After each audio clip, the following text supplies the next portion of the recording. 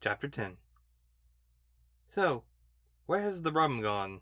Bonnie asked as she seated herself in her chair. To the cargo hold. The humans were very generous with us, and also...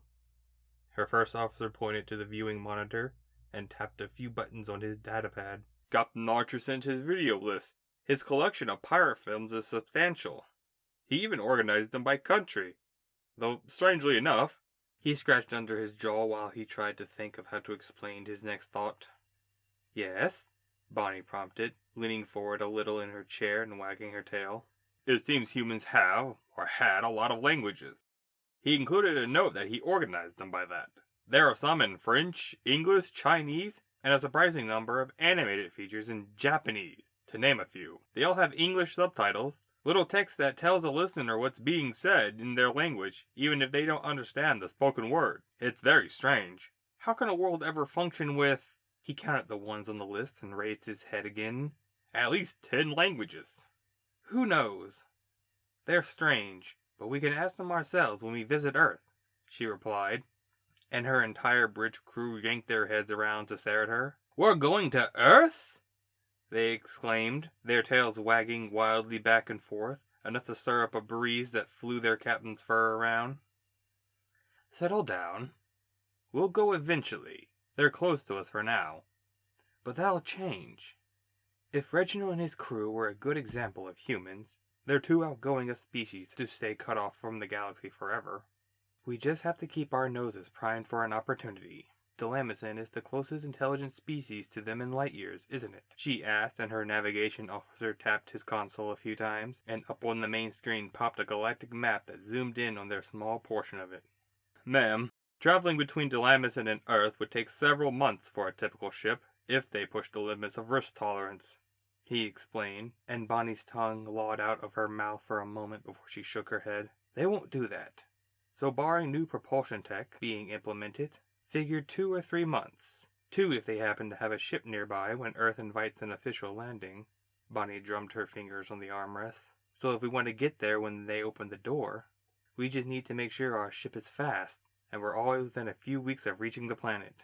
How much can we tweak the Red Spark's engine? She asked, and her bridge engineer quickly answered, Ma'am, if we're willing to spend the credits.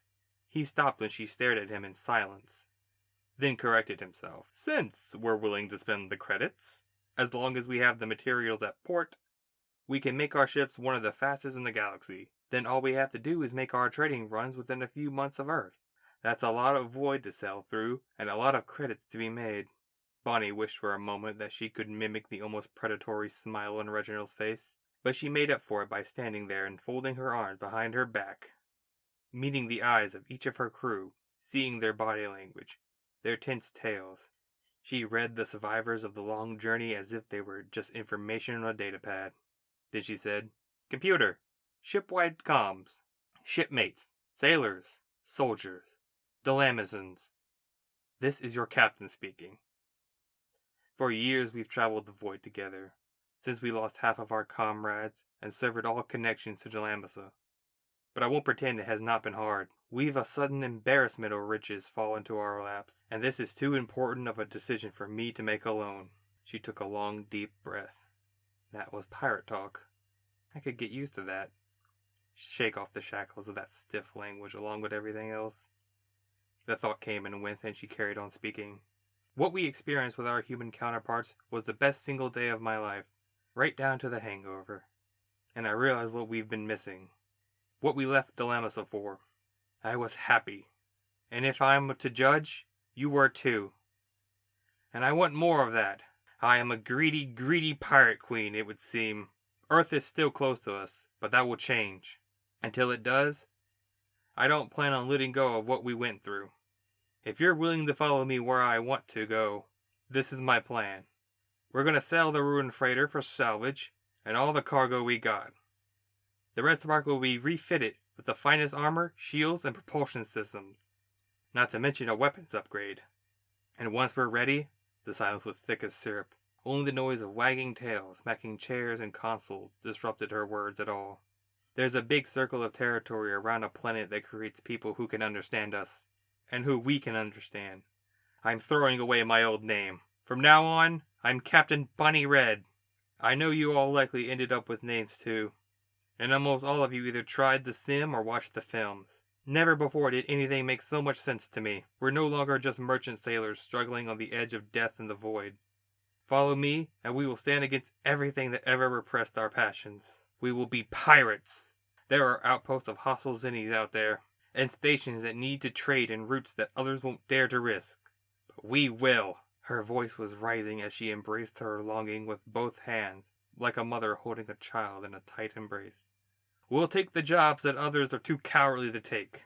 High risk, high reward. We'll make our fortune daring what they won't dare to do. And damn Delamasa for forgetting our names. We'll carve the name of the Red Spark and all of our comrades into the annals of galactic history ourselves. We'll be the ones that do what others won't.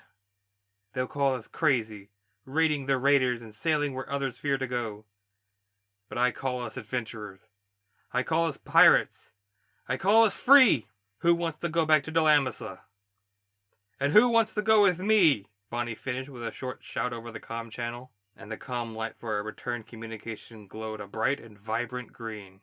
She smashed it hard with her face, and on screen the faces of her crew in different sectors blinked into view. Above her, the speakers gave out the answer she didn't need because she could see it in their wagging tails and lolling tongues. They howled and affirmed as the noise died down.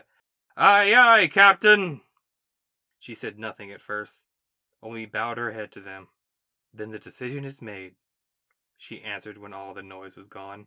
"Set a course for the nearest starbase. We got work to do, adventures to have, and history to make. And I want to get a buoy set up in the signal path between Earth and Delamasa. As soon as they open up for a visit, I want to be ready to steal the landing. After all, what's a pirate to plunder if not glory?" she asked, her tail smacking her chair as her crew let out a long roo again and began to carry out her orders. "I hope I can get the clothes made. Dare I say I look good in some of that stuff," Bonnie mused as she reclaimed her seat and touched her ears as she tried to picture them with little gold hoops. "Damn good," she confirmed her thoughts, and made yet another decision for herself.